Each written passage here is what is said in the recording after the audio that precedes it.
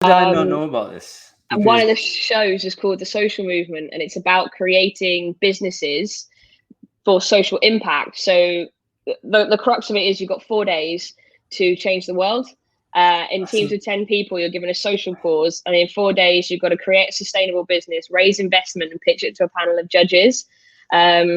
That's the social movement. Where can I watch this? This sounds amazing. It comes out next year. It was supposed to come out this year, but coronavirus has, been a problem. That blip that we've had this year. So it comes out next April. But I'll send you. Actually, do you know what? I'll send you a link to put it in chat stream there because we're live now and they've just eavesdropped in our private conversation. But they may as well be aware of this. Which basically, Victoria, everyone has been telling me that she's actually a TV producer and she has some sort of reality TV thing happening next year. I didn't even notice. Revelation. You're going to share that link to the people here, and we're all going to dive in and take a look. See, right? 100%. I'll do it right now. I shared a kind of trailer today, so let me grab it. But yeah, look, it's about bringing CEOs and entrepreneurs together, putting them in teams for a cause that aligns to them personally in some way. And over 4 days, you have to create a sustainable business, raise investment, and pitch it to a panel of judges. And you get 4 days to do that. So it's like the most intense MBA course of your life. You create a business at the end of it with people who you share that experience with. Are you committed to do the business? I mean, yes. You are committed to it. That's the point. Yeah, that's the whole point, right? This isn't The Apprentice. This is actually about creating real businesses. So that's the way it looks. I've just dropped the link in there, and that's just something I posted today from somebody that'll be on season 2. So yeah, it's season 2 already. I can't believe I'm so far behind the times with this. No, season 1 airs in April next year, and season 2 will air in probably October, November next year. So coronavirus has just knocked us back, which everyone kind of gets these days. But indeed. Yeah. Well, listen, I'm seeing a whole new side of you, Victoria, which is amazing. So I definitely want to investigate that. Totally, this is it. I mean, I don't watch TV either. Maybe that's part of the problem. I've got this and is it? I'm going to get into it anyway. Now that I know you and you're going to put this out, then I'm thinking, hey, Victoria's show's on. I'm definitely going to watch it. Amazon Prime. Amazon Prime. I'm a subscriber, so we're going to be there. Oh, there you go. Perfect. There we go. Anyway, welcome everybody to Brainfood Live on air. It's episode 64, I think. Episode 64. We've got an amazing show for you today. We are talking how to manage massive volume of job applicants. God damn it, you put an advert out, you get thousands of applicants coming in. How the heck are you meant to manage that? That's what we're going to be talking about. We've got some amazing guests with us. Bas van der Haterd is going to join us. Ben Gledhill from Thames Water is going to join us. And hopefully, cross fingers, Modiara Kamps from Amsterdam. She's gone back to Netherlands, actually, for a holiday, but she's going to tune in from Amsterdam, I think, from us and join us there as well. She works for Amazon, obviously used to hiring huge volumes. So it's going to be super exciting show. But before we kick off, a quick word for our sponsors today. Our sponsors are Indoors. They are, Indoors are a super interesting business because they started off as like a tech assessment tool, but they've built all kinds of new products since that time, including one that is designed for remote working and software engineering.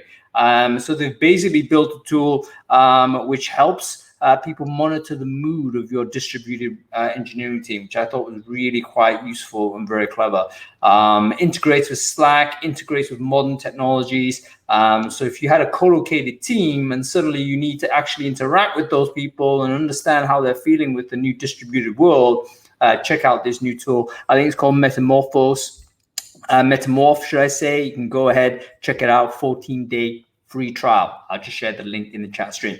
Okay, very quickly, sound check everybody. I think everyone can hear us on Crowdcast. Please say hello if you can.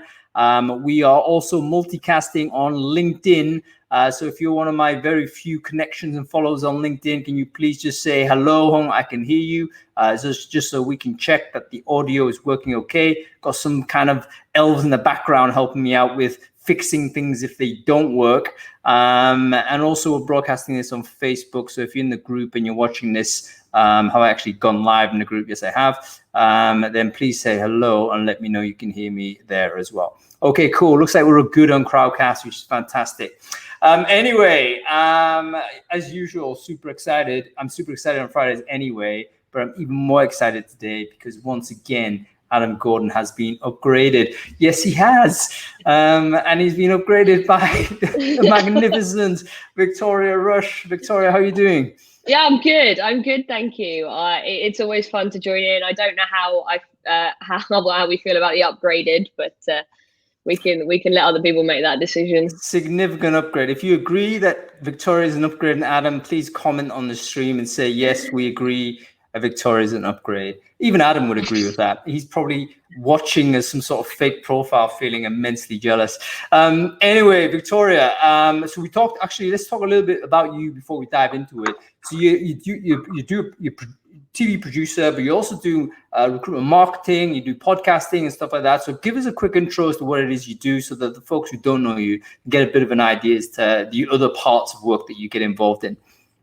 Do you know what? I keep getting asked this question and I don't know how to do it. I haven't worked out how to say this really quickly. So high level overview, like you said, host a recruitment marketing podcast. It's everything to do with marketing a recruitment business. It's everything to do with attracting candidates, attracting talent, employer branding. Thanks for the link to my LinkedIn there. That I do independently. And then I'm also director of operations at Red Knight Studios company. If you heard us at the beginning, we are creating TV shows for businesses.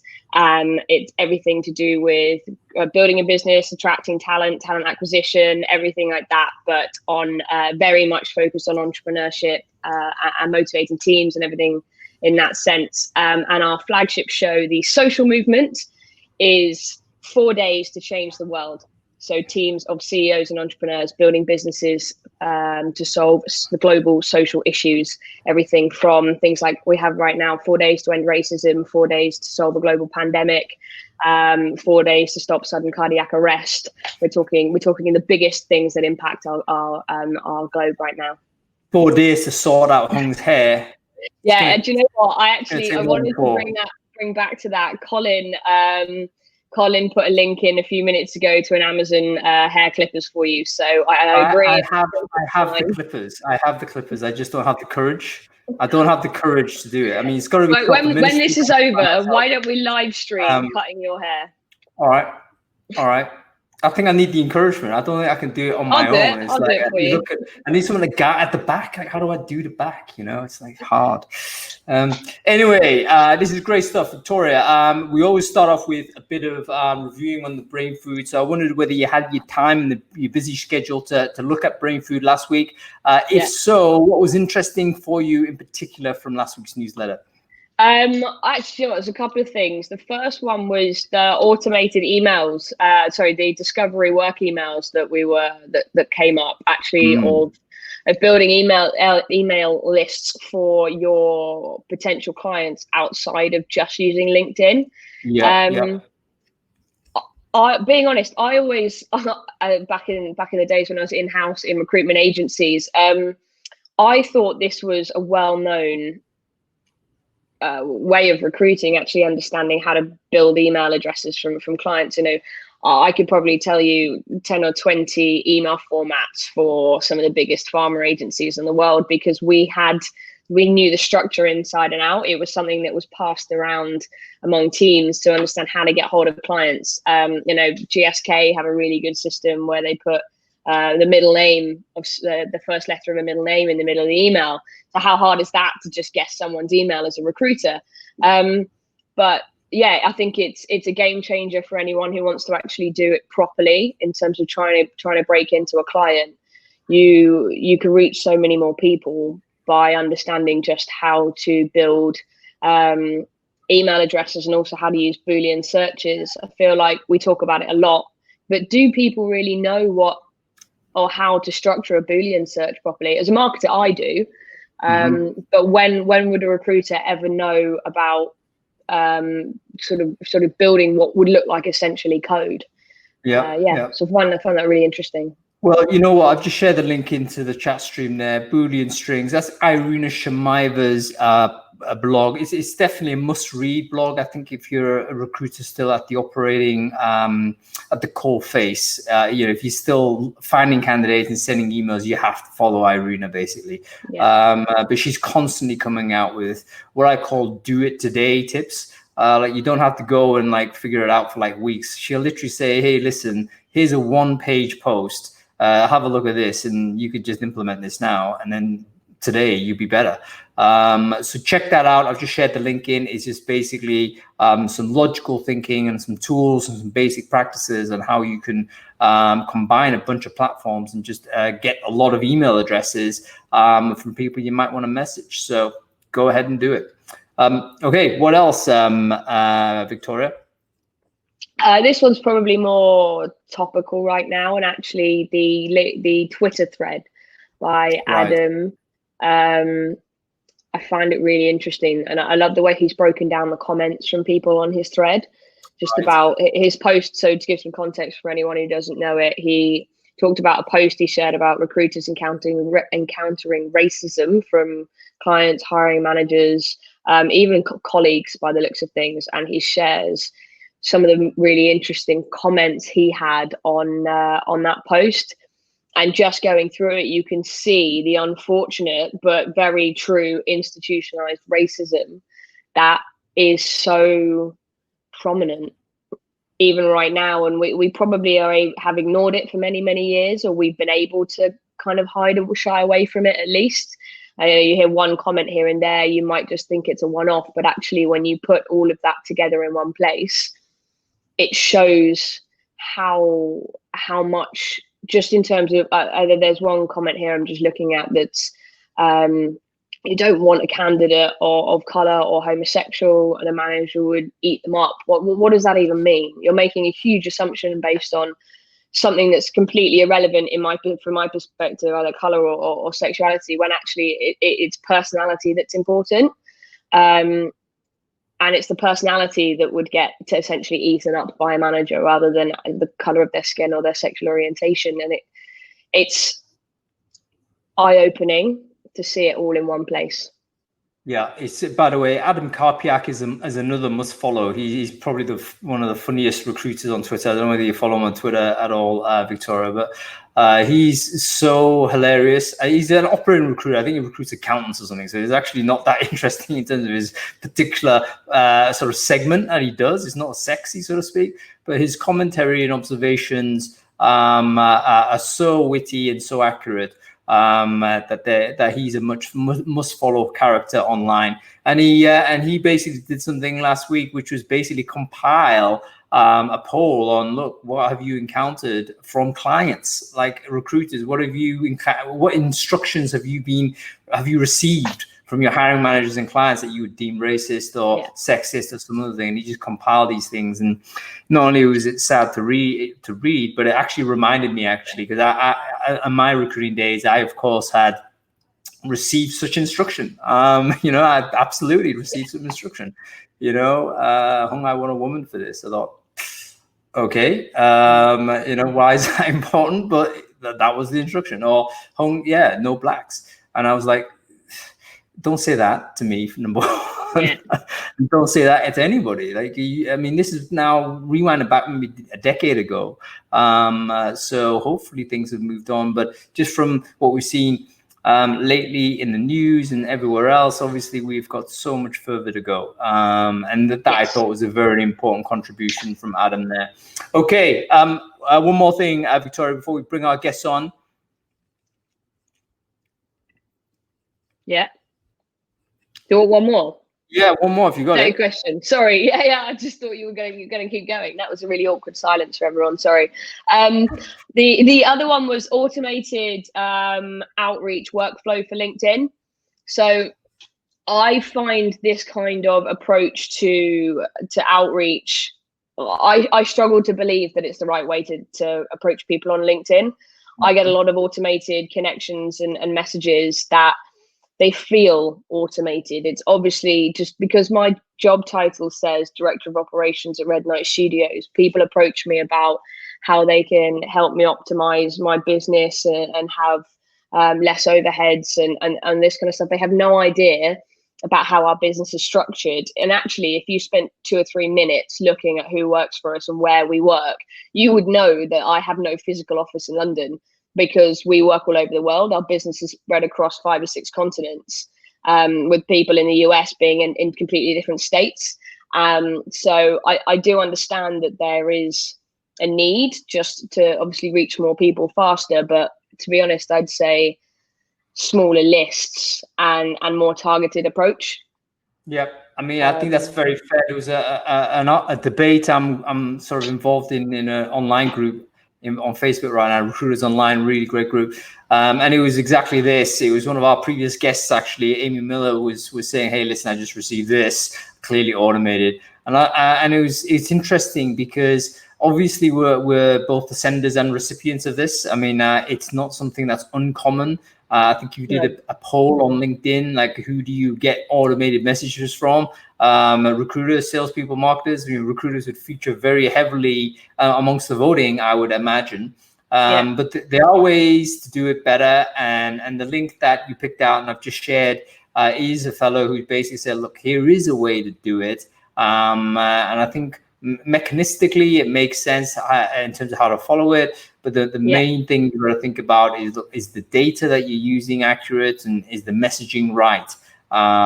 Because those are the things that are going to make the primary difference. And of course, I think you can have a philosophical and practical argument against this. As a friend of mine actually posted a post which might make the newsletter on Sunday, which is about you shouldn't do any automation at all. Because ultimately it creates a bunch of noise. And even if you might feel successful by getting that one person, you're not seeing the 99 people that you really hacked off. I'm really big on that. It's I have a huge kind of bugbear for me is when recruiters send mass messages from databases going, well, 3 people replied and I placed one of them, so it's a success. So you're not looking at the 97 people that didn't reply, that you pissed off, that don't want to talk to you again. And you're kind of looking at the smallest win just because you saw the email reply. You didn't look at the attempted unsubscribes. You didn't look at the people who blocked you, the people who never want to work with you again because you don't listen to them. And I think because they can ignore it and they don't have to see it, that it's very easy to pretend that it was a win when I do believe it's actually a greater loss. Yeah, it's a kind of an invisible loss, isn't it? Like it doesn't register. And that's the problem. Yeah, people haven't fed back to you because the easiest thing to do is ignore it, or just to click the spam button or to delete. That's the easiest thing to do. And you're only seeing those small wins as wins, when in fact, actually, you've actually caused a massive disturbance in the force, so to speak. That's really upset a bunch of people, which actually might be new business development in general. Making all these sort of calls, emails out, and all the rest of it, closing one customer and thinking that's a win. Well, actually, what about all of the wake that you've created that's caused negativity in amongst all of this environment? So anyway, very interesting. Thank you very much for that, Victoria. Let's get on with the other side of this, because we're talking about outreach right now, but actually this is a different problem for the topic of this show, which is what happens when you get an overwhelming number of people coming at you? Like, how do you pass all of that? And you and I, we're not experts in this. I don't know about you, but in your recruiting career, have you ever done any volume recruitment? I haven't, but I was doing some research on this the other day, and it's like people are applying for 8 times more jobs than they were before the COVID lockdown, because they're not being targeted in their applications. There are so many people desperate for work, and I do understand that they're applying for everything they could possibly be considered for. That in-house recruitment teams are finding themselves inundated with 30% more applications than they'd ever get. What do you do with that volume? How do you manage that volume? How do you manage? We all know that feedback is difficult for recruiters in-house and in agency. Well, how do you manage that level of feedback if you have nothing in place to automate it other than like a broad bean red flag that just says, oh, you've not been selected? Which is probably does just as much damage as not getting a response. This is kind of what we need to talk about Like what I want to talk. In fact, let's get one of these guests on here. So we've got Mo, who I can see, but we've got Bass and we've got Ben. We're going to probably get them on in turn actually to make it easier. But let's get Bass on first. He is. In fact, I'll let him introduce himself. Everyone should know who he is. But I'm interested from his side, from the assessment point of view. So you got 100 people. How do I convert those 100 to 10? There he is, Bas van der Haterd. How you doing, Bas? I'm excellent. Thank you. Good to see you, man. Good to be here. Have you guys met Victoria, by the way? Victoria, Bas, have you met? No, we haven't. I've been on your show before.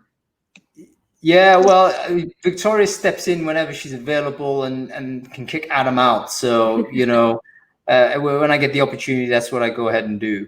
But Bas, let's talk about you for a second. I mean, for people who don't know you, can you quickly just introduce yourself and what it is that you do? Well, one question first. I thought Mo was going to be the co-host. I thought this was going to be an old Dutch session, nothing to be. Mo is an expert. She's going to be a guest here. She knows what she's doing. I mean, not to say Victoria doesn't know what she's doing, but the hosts almost I can go, guys. I can go. Yeah, I know when I'm not wanted. Because one thing that most people don't know is that Hung is actually technically Dutch. He has a Dutch passport. And Mo is Dutch, so I thought this is going to be an old Dutch brain food, which is a unique situation. I mean, once in a lifetime. But Bas, let's get on with this. Who are you, man? Tell people, man. Well, I'm Dutch. I'm a Dutch consultant. I help organizations recruit better, and I used to help them get in more applicants, mostly by improving corporate careers websites, which is basically the turning point, the place of conversion, as far as I'm concerned. That's usually the most overlooked, interesting place to invest your money because, well, all your marketing spend is going to be either denominated or what's the word? Well, it's either a multiplier or a denominator on all your other marketing spend. So that's one of the things I used to do a lot, and I still do for those who have problem getting people in. But then I figured out that we are actually getting in so many applicants already, and everybody's still complaining about the quality of them. And then I met some organizations like Arctic Shores and later Cognises and Brains First, who are all showing me that there's so much more talent actually applying, but because we look at a resume, we're not seeing the talent. So these days I'm helping organizations recognize talent that is already there, that is applying, and using modern technology. Let's talk about the technology, Bas, because I think that's where you actually have a very acute sort of awareness of landscape generally in terms of the categories of technology that can be used to filter candidates. I wonder whether we could just touch on this very quickly. Let's say I've got an advert out, it's hitting my website, I've got 10,000 people hitting it. How do I get that down to a manageable number? Because you cannot realistically expect any number of recruiter to literally go through manually screening this. So what kind of types of technology, I'm not necessarily interested in brands at the moment, but what types of technology can help me get this number down? Right now, I would recommend two types of technology. The first is game-based assessments. So basically have them do games. And within the games, there is actually, again, two different types. One is more cognitive. That's basically different types of intelligence, and to be exact, we have 16 types of intelligence. So it depends on what do you need for your job, or psychometric. Basically, who are you? What do you like? What's your character traits? The other one, and this they're only able to do psychometrics, is linguistic analysis. Basically, the words you use are very related to your character. In the written sense, or in the written sense? And spoken, you could actually, if you throw all of your braincast and filter out all of Hung's words he used during all of Brainfood lives, and you throw that into IBM Watson's character assessment trade, you would get a perfect or 95% character profile from Hung Lee.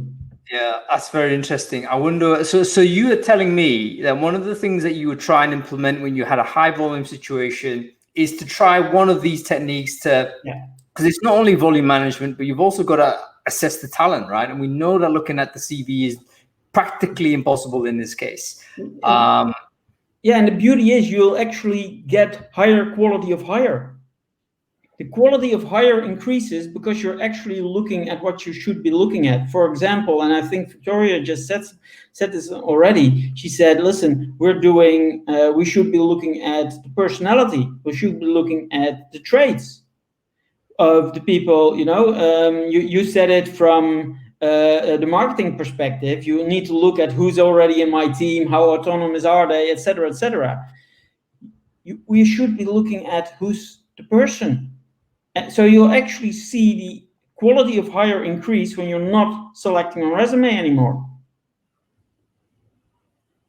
So you're saying, basically, as I understand it, Bas, actually this high volume scenario might kind of force you to adopt a better assessment sort of criteria, because the idea of looking at people's backgrounds, let's say, which is traditionally what we do with CV, isn't it? We look at do we recognize the name of the university? Do we recognize the name of the employer?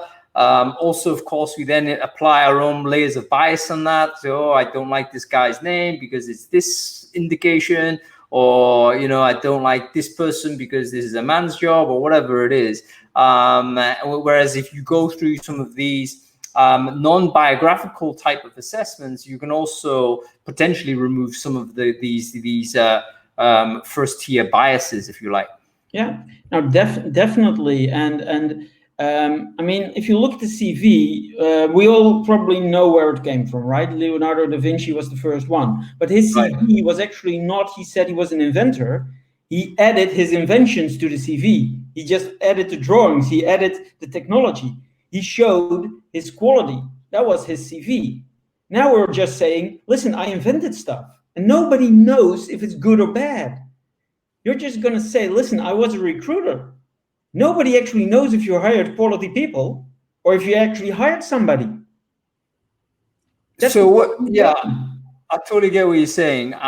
It is a matter of, I tell you what, Daniela's just mentioned something really interesting here. So let me just address this. By the way, folks, if anybody's got any questions, please ask them in the Ask a Question section. That'll help us get to it. But I'm going to jump in and pull this out of the chat stream just now from Daniela. And she's saying, hey, if you could change your job description in any way to deter candidates from applying, would that be, what can you do, and is that a good idea? Some people are big proponents of this. I remember people like Lars Schmidt, Bill Borman, they were always, and in fact, even in employer branding side, Victoria, super relevant to the stuff that you've done as well, is that actually you need to repel candidates. As the employer branding is as much about saying this is not for you as it is to say, hey, come and join us. So forget about targeting volume, number one. Actively deter people on your job description. Good idea? Depends on how you're repelling them. If you're repelling them by being honest about your corporate culture, yes. If it's what I often see is it's repelling because, well, basically we implemented Taleo and you need to jump to 300 hoops before you can actually apply. That would actually give you usually a lower quality of candidates. So what we're actually seeing is usually the way we repel them is not very smart. But being honest, I love the way, and this is like a decade or more ago, how McKinsey repelled candidates. They actually gave them videos of what it was like to be a McKinsey consultant, which basically showed you it's a 12-hour workday. If you're not willing to work after dinner when you put your kids to bed, they literally had a woman who said, I love McKinsey. They're so good for my family because I can go home at 6:30. I can have dinner. I can put my child to bed at 7:30. And of course, I'll need to work that evening, but they do allow me to put my kids to bed. And this was a repellent, but in a completely honest way, They were very honest. Wow, whoa, there's so many things to say about that. I mean, holy crap. I mean, I totally get what you're saying. The honesty is important, right? You can literally say, you need to show who you are as a business, but then you kind of run into all kinds of inclusion issues as well, don't you? Because suddenly, I mean, I guess this is what you're doing. You are excluding people. So this is maybe a fundamental conundrum of recruitment, is that it is an exclusionary exercise. Yeah. You are saying, it's not for everyone. No, but it isn't for everyone. The problem is, what we usually do, what McKinsey used to do, was say, listen, it isn't for young mothers or for women starting the early 30s, because they will be young mothers, not even questioning if they have a child wish. You know what? On this topic, I think there was some report on this McKinsey thing. I don't think it was. I mean, I'd be interested to know whether it was as explicit as that. And if it was, Baz, please dig that out somewhere and share it, because I'd love to see it. It was behind closed walls. It was taught to me by one of their applicants, actually, who told, they never released anything of this publicly. Wow, that's interesting. That's really interesting. Okay, one more idea on deterrence, Victoria. Let's go to you. I mean, what are your thoughts on doing, I wouldn't say similar to McKinsey, let's park that as an example, but what's the idea behind this? Be honest with what it is you do, deter people, and then how do we balance this inclusion dimension? Or do we actually have to, is it a trade-off? Like we can't have both of these things here. I don't think you should include everyone. I think that's the whole point. If you're from my perspective, you're creating an employer brand and you're trying to hire a certain type of person for a certain job. You don't want everybody to always want that job. You just want a certain type of person for that role. If you're a developer, you want developers interested in the job.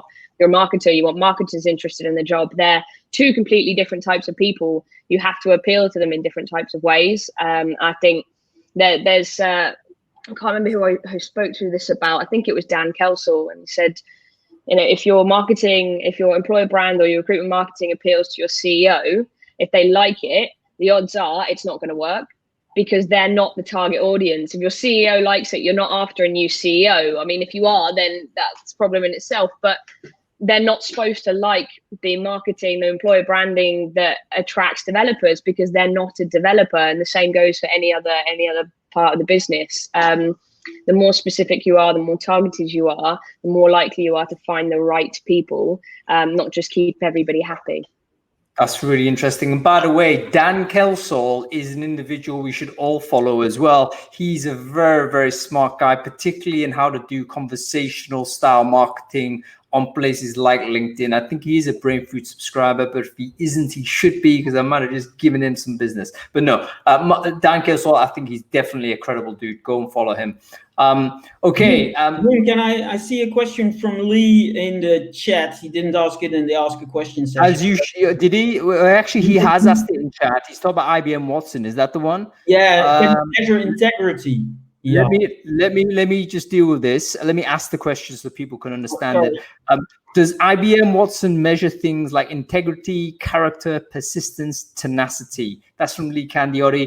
Okay, Bas, you want to give this a shot? As far as I know, it doesn't measure integrity, because integrity is something which is really, really hard to measure, and we usually get it wrong in all the other assessments as well, which basically means there's no way to determine it. You need a baseline for it to be exacted to.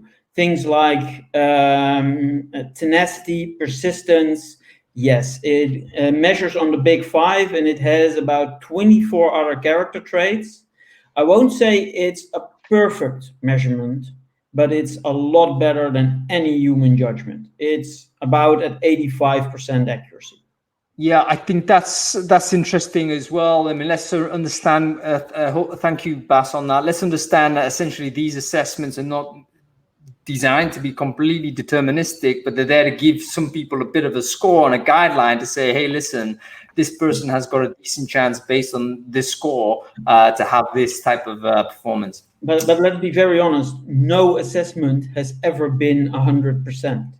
Of course not. It's the same as we're expecting technology to be 100% perfect, just like with self-driving cars, for example, while humans are at 60-70% perfect. Yeah. Okay. Well, listen, I think I'm going to jump in and get either Ben. Actually, let's get Ben on. Mo, I'm going to get you on in a bit because I want to also talk to people who are on the operational aspect of this in front of all of these applicants. And I think Ben has certainly worked for organizations that has had high volume in. How do you manage that? Because I think technology is one a technique to do it, if you like. Obviously, apply tooling, but it could be some other stuff you could use as well. There he is, Ben Gledhill. How are you doing, sir? Not bad, pal. How are you? I'm very well, thank you. Very well. Ben, just as a quick intro for the folks who don't know you, can you just quickly intro yourself? Who it is, what it is you do? Yeah, of course. I'm here. So, hi everyone. My name's Ben Gledhill. Been a Brainfooder for a while. Been there, done that in resourcing. Got all the t-shirts, it's all the box, etc. I'm currently the interim head of resourcing transformation at Thames Water, which, as a recruiter, because I still class myself as a recruiter because that's what we are, I joined on the 9th of March. So I joined during the kind of COVID drama. So yeah, recently I've been through it all in terms of the 59 webinars on onboarding, 59 webinars on Microsoft Teams. So yeah, it's been a bit of a challenging journey for the past 3 months, put it that way. Yeah, and you've tended to work for. In fact, you've got a great, interesting career, haven't you, Ben? Because you've worked for startups, you've worked for government, you've worked academia, as I understand it. So it seems that you've had some experiences of dealing with high volume applicant flow. Can you give us some of those examples, Ben? Have you got anything you can share with us that you've done? Yeah, definitely. Yeah. So I guess back in the day, so probably 2012. God, I feel old. And I was at RSA Insurance, so kind of claims advisors. You know, the people that you ring up. I've had a crash. I've been burgled. All the rest of it.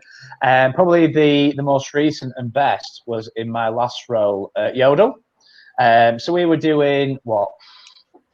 About 3,500, 4,000 hires a year, and probably about 1,500 of those are in peak, which is around an 8 to 10 week period.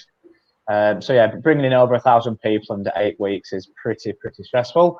And I'll be really honest with you, the role at Yodel really changed my mind in terms of the challenges of people in the volume space. Just in terms of, so, and obviously Baz kind of listens to you. Obviously, I love Baz. We have a great relationship apart from my Shrek comment. So my thoughts on volume at the moment is it's a really tough time out there, if I'm honest with you. And obviously going back to Victoria's point, you can't stop people applying for everything. You know, the country is on its arse. There are a lot of people that are really struggling. And I've seen a fair few comments kind of this week around, you know, changing job adverts, doing this, doing that. I think that's quite dangerous because, yet again, I think it was yourself or as Victoria said, then you're going to hit the D&I barrier in terms of not being inclusive in your approach. But one form of exclusion that we just don't see enough of is social ability. You know, everybody doesn't know what gamification is. Not everybody knows what psychometric profiling is or the rest of it. So I think when you hire, the things that have really worked well for me in hiring volume is it's honesty, transparency, and you've got to be really straightforward. So for example, when I joined Yodel, you know, we recruited delivery drivers, either employed or career-based, self-employed. It sounded like you were driving the space shuttle. It was a dream in this lovely van. It's really did all the rest of it. The truth is, it's a really tough job. The hours are tough, and you have to deliver a set number of parcels kind of per day or per hour. So we really had a lot of success through really transparent content. So we did a lot around video and kind of driver profiles. And we didn't try to put people off the job, but we gave them a real clear indication of what that role is. And what we started to see was, I don't know, the funnel is a little bit outdated, but you started to see everybody that got to the pre-screening phase. Obviously, we use chatbots to kind of improve that kind of experience. But every single person that arrived for a face-to-face interview had 100% idea of what that job is. And going back to Victoria's point around content, I remember when we showed the first video to our chief operating officer, and they were like, well, we're going to scare people off if that goes live. No one's going to join. And we're like, well, hang on a minute. What's worse, reality or someone joining thinking they're going to be driving a Bugatti Veyron when actually it's a Ford Transit van? So, yes, technology does help. Yes, there's bits and pieces that you can do around that. But the main thing for me is honesty, transparency, and I think safety as well. You know, what do you mean by that? So can I comment on that, Ben? Because what you're actually saying is basically gamification in honesty. And I've seen this work in high volume roles in supermarkets, for example. The Dutch biggest supermarket brand, Albert Heijn, used to have a few thousand people applying to their traineeship, which were all highly educated. And they actually had the problem that during the second interview with the business line, a lot of them dropped out because they didn't have a realistic job preview, because they were all of a sudden told that you do work in a store as an assistant shop manager for half a year in your traineeship. And they're like, yeah, but I'm finance. Yeah, no, everybody works in the store because that's what we do. We have stores. And by giving them the realistic job preview in the process, they got people out early. Absolutely. But by giving them also, in this case, situational judgment tests, just how would you deal with this? They actually got in the characters, the type of people who put the customers on exactly the right foot, etc. as well. And that's what I mean with the gamification part. People were, you got a video on the fact that you were in a store as an assistant store manager. So all of a sudden you realized, oh, crap, I'm going to be in a store for half a year. And then you got a question, how would you deal with this situation? And I mean, it doesn't exclude each other. And I totally believe in your honesty. Absolutely, you got that. That's where it starts. Just, I think you should add information, or actually get them to submit information where you can actually base better decisions on. No, I am absolutely there with you. So I say you just have to be honest. But going back to the point that I said earlier, around safety. So I don't need to go into the whole COVID situation. We know where we are as obviously a country, as a world. We are suffering a little bit. And I think the one thing that I've always found with volume roles is that safety is always a key issue, and a lot of it is around real kind of when I say kind of hygiene factors. If you look at kind of Maslow's kind of triangle, it's things like, will I be paid on time because I have bills to pay, that if I miss that bill, I will be, mortgage or rent or whatever. And that is really important in self-employed, because obviously, it's around cash flow, personal, etc.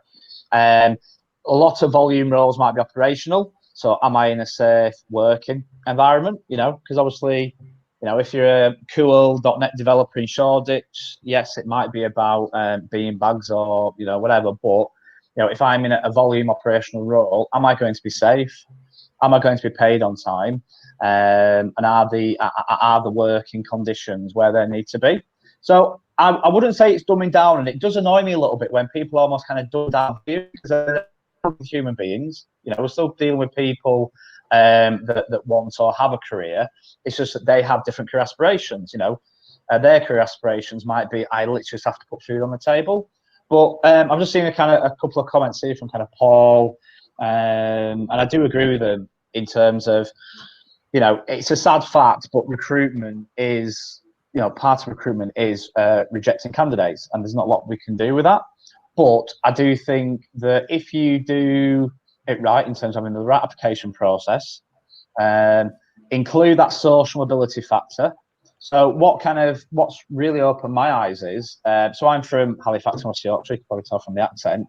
I see things on Facebook, and I hear things from friends. It still surprises me that not everybody has broadband. You know, a lot of people have been going to the library to apply for jobs or Tesco's or wherever. So I think I say when you're, you know, it's not just a case of changing job adverts, make them more factual. If you can create content that makes it really, really kind of transparent and authentic what it is. But look at new things like text messaging. You know, I don't have to apply online. I can apply by text message, or you know, and kind of keep those keep those gates open, so to speak. That's really interesting, man. I mean, I think that honesty piece is super important. And as you say, it's not about dumbing down. I think we just have to recognize that a lot of the people that organize the recruitment process are themselves coming from, you know, academic backgrounds. You know, we're coming from middle class background. We've gone to university. Usually, we've done all of this type of journey, and we may have structured our processes with ourselves as a default person in mind, where in fact, you know, you got to have a look at what kind of people, what kind of work that you're actually looking to recruit. And that could be a totally different order of person. And therefore, you need to have, if you like, appropriate process, appropriate communication channel. We know, for instance, mobile and text-based communication can be more effective for a lot of, manual work or location-based work where the mobile phone is the primary device. So have a think about what your candidate is. Primary device, is it keyboard or is it smartphone? In which case, that can change. Well, no, because Baz, we have to move on because we've only got 15 minutes left. So I'm afraid I'm gonna have to say goodbye to you two gents and bring Modiara on. So thank you very much for coming on, Baz van der Haterd. Thank you very much for coming on, Ben Gledhill. We're going to bring Mo on now. And I'm interested to see Mo for lots of reasons. She's obviously been a guest on the show before, but also I think from her work as in EB for Amazon, it's quite interesting to see, you know, what her experience has been to recruit, you know, all of these different types of people there. Like how Amazon is obviously one of the most popular employers, I think, on the planet. It's probably fair to say. And has been for several years now. So volume hiring, I think, has to be on part of the thinking of how companies recruit. There she is, Mo. How are you doing? Hey, I'm good. How are you?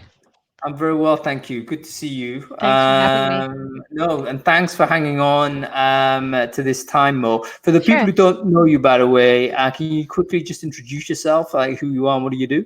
Yeah, of course. And it would be good if you can also repeat your question because I kind of logged in and then your question dropped off. But no worries, I'll do that. Yeah, thanks. So so my name is Modiara. I work at Amazon for around about a year almost. And I look after kind of employer branding and campaign strategies for the consumer org of Amazon, so everything behind Amazon.com with the focus on tech. Before this, I was involved in the kind of high volume hiring team that also takes care of employer branding. So I think that's also why you kind of connect to me with this topic.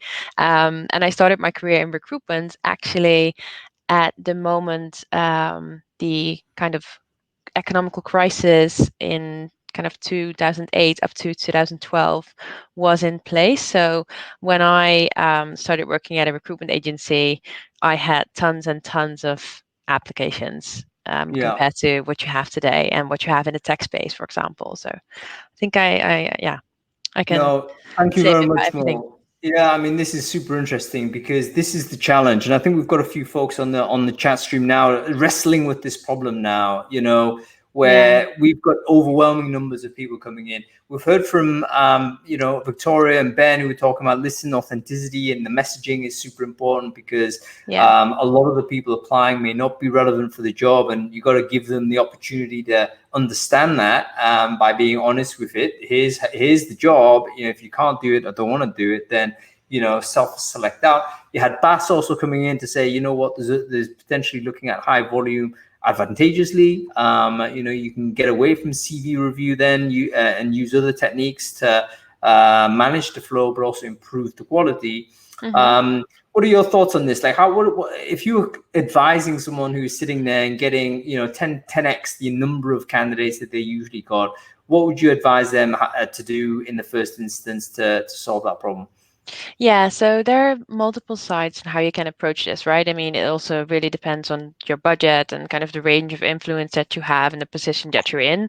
But if I would kind of start at the top of the funnel, which you guys were just talking about in terms of what you present outward, I totally agree with the honesty, transparency part, and what Ben also said.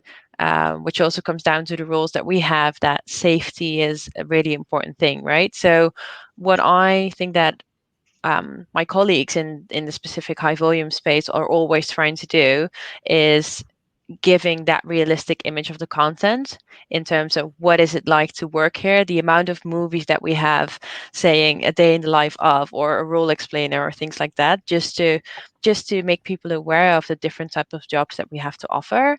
And I also agree with, I saw it in the chat as well, in terms of the connecting with needs of people, but also being visible in places where they are. So it's really important to connect with the right target group. But, connecting with the right target group at this moment might not be relevant because people are already coming your way, right? So I see, from my point of view, I see employer branding as kind of, recruitment, retention, and engagement. And if you don't need to do the recruitment part, the focus basically shifts towards maybe engagement a little bit more, and also retention. And what I see, and in like, I think lots of businesses right now, is that the retention piece is also not that challenging anymore because people are more conservative when it comes to changing jobs. In times of crisis, everybody just holds on to what they have. So that leaves engagement as basically the last focus point. And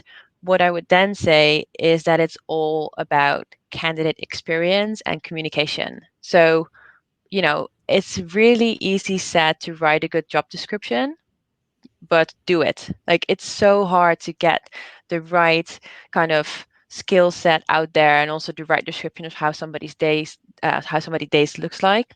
Sorry, my English today is not really proper. But also, for example, what I would recommend is just small tweaks, like working with a clear closing date. So just communicate, hey, we're opening this vacancy, and it will close in a week or so.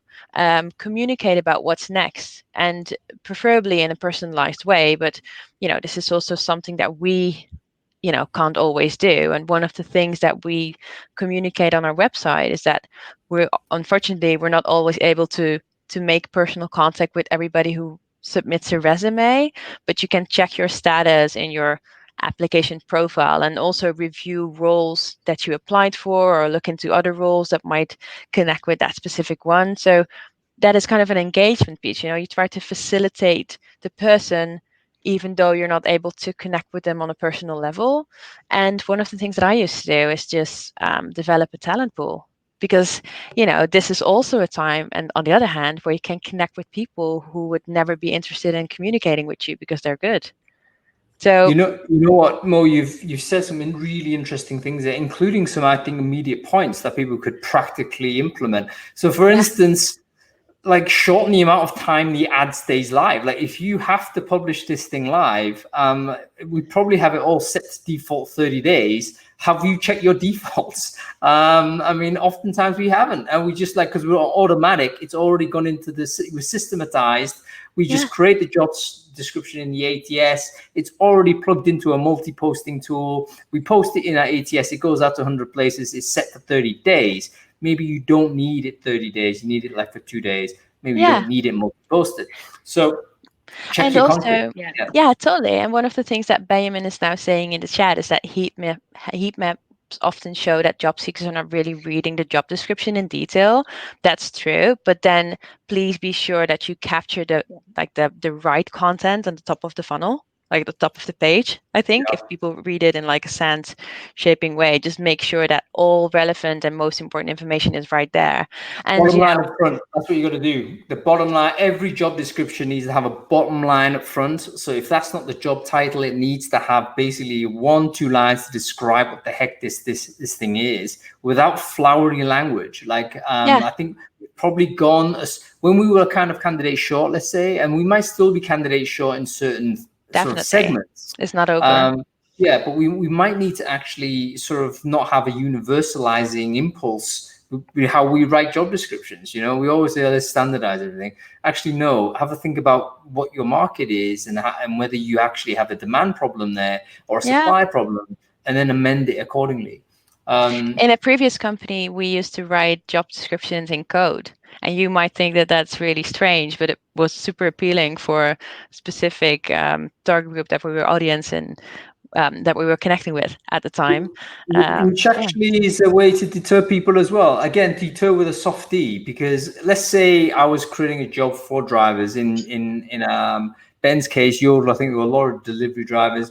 Maybe I could construct a job description that is kind of codified into a person that understands the driving world. You know, maybe that's where the content needs to be. Maybe the video, I'm just imagining, could be shot within the cab of a vehicle, so that, you know, the person who might be thinking, hey, I want an office job for a cool startup, guess what? This isn't it. You're going to be in a car and you're driving, you know. So there's ways in which you can sort of create this content to speak specifically to a certain segment, and that will inherently, you know, it will not interest people that are not interested in that particular thing. So again, with Bas's point, it could also improve the quality of the applicant. Totally. So you know, these are kind of more, I think, my practical points on this topic, but ideally I would love to kind of work with an automated way which basically pre-screens people before they apply for jobs. That would be the dream.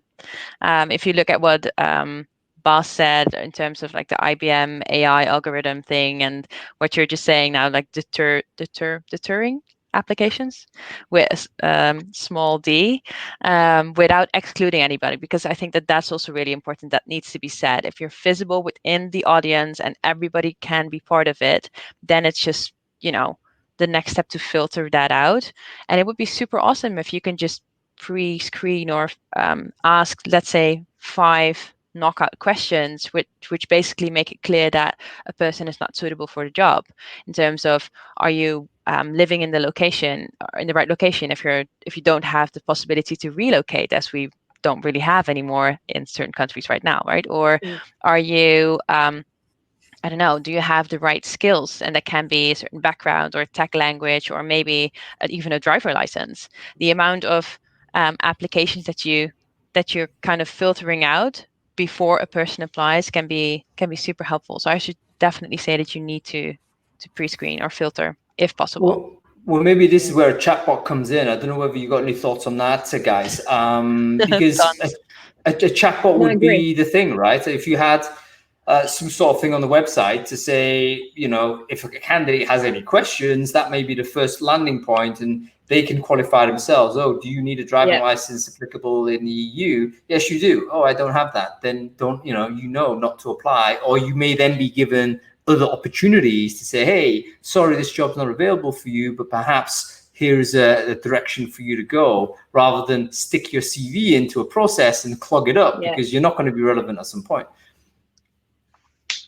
I Ben did it at Yodel, like you said, and I was looking at something similar for apprenticeship schemes when I was working with, I think it was Vodafone at the time. Was it Vodafone or Santander? I can't remember which. And actually using a chatbot instead of a landing page to apply for a job, you were immediately landing on a page that is just a chat, and you communicate by answering these questions. It filters the jobs for you and sends you to the areas you'll potentially be better at based on the things that interest you, or you can watch videos in the conversation. Say you're interested in this, here, like you said, a day in the live video, hear from Antonio who does cybersecurity, or hear from Jess who does marketing. Which one of these seems like a kind of day-to-day you'd be interested in, and follow that route.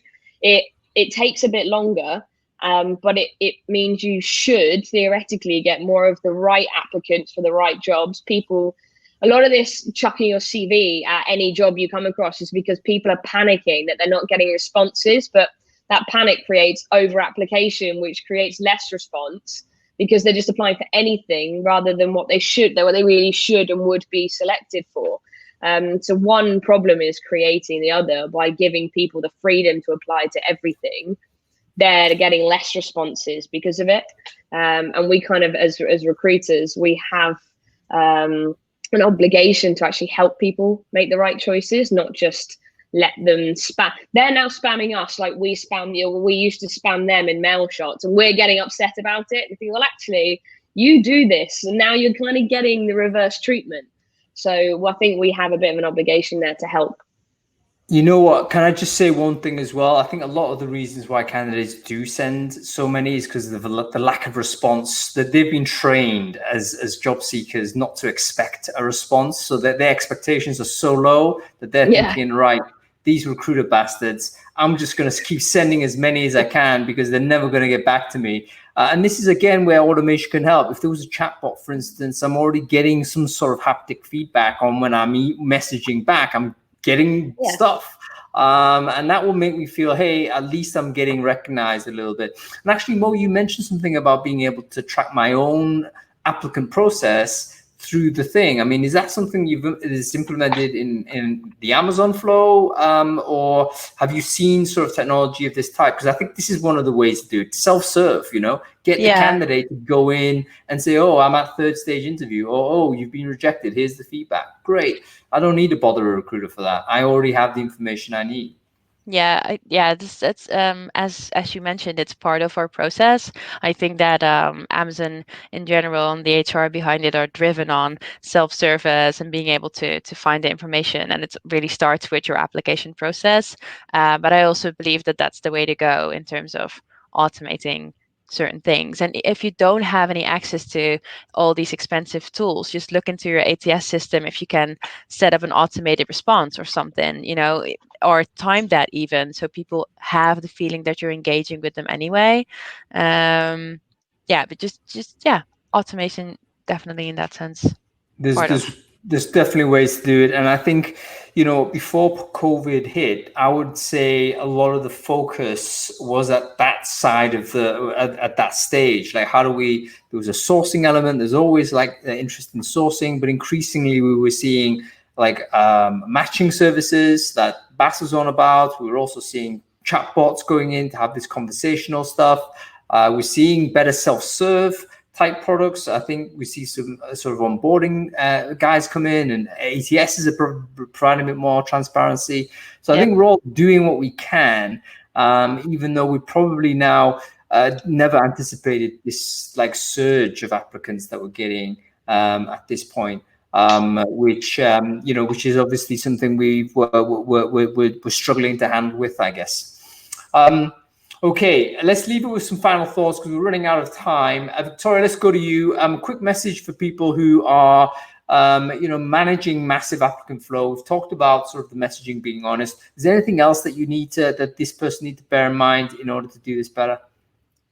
The people applying right now are very likely in a very difficult situation. They're being made redundant. They can't pay their bills, furlough. Some of them may not have even been furloughed. You've got people in some horrible situations. Remember that they're human. They're actually just asking for help to get them out of a situation they very likely don't want to be in, and they certainly through no fault of their own are in. So if you can treat people with the respect that they deserve, it will come back and it will work out better for you in the long run. Yeah. How about you, Mo? Any last words for people struggling with volume hiring right now? Yeah, sure. I think that it's just really important to remember for all of us that people will remember you and the company based on how you're treating your candidates today, how you're treating them during these times, like times of crisis, and just as what Victoria's saying, and it really leaves a mark on, the company's brand. So, yeah. But just keep that in mind if you reach out to a candidate or not. We have a definite responsibility there, and it's probably maybe one of the ways in which the recruitment role is going to change, because we've been so optimized to acquire the candidate, quote unquote, and close the candidate. That's where all of our energy and focus is, and candidate experience and rejecting candidates has always been like an admin task that we have to do. But maybe the role needs to shift somewhat so that we care a lot more about how we're dealing with the non-successful candidates and thinking, if you like, longer-term relationships, branding down the line, things of that type. Totally. Okay, well, thank you, everybody. Thank you, Modiara, for joining us. Thanks for having me. Welcome back anytime. By the way, you're still in Holland right now, right? Are you in the Netherlands, I heard? Yeah. I'm in the Netherlands, yes. Cool. When are you coming back to the UK? Because I think that's got to be not too long, right? No, it's in a week or so, and then I need to go in isolation for 2. Oh, wow. Is that quarantine already happening? So I have no idea. It is. Yeah, it's since the 15th of June. Got it. So you have to then not talk to anybody. Okay, I see. Yeah, but that's all right. I can talk with people. I just can't go outdoors, but that's all right. I'd use it as an excuse not to talk to anybody either, you know. But no. Okay, well, welcome back to the UK when you do it. And Victoria, thanks for joining me and helping me co-host Brainfood Live on Air. It's been great having you. Okay, that's it, everybody. Thank you for watching. I hope you've enjoyed the show. Fascinating conversation about volume hiring. I think a lot more to dig into as a topic. We'll be back next week. We're going to be talking agency side. We have the CEO of S3 joining us, Mark Dorman. He's going to be joining us to talk about how COVID-19 post-pandemic world is affecting a recruitment agency business. So that's like $1 billion turnover organization. That's going to be worth watching. Okay, I'll see you next week, folks. Cool. Bye. Great weekend. Bye.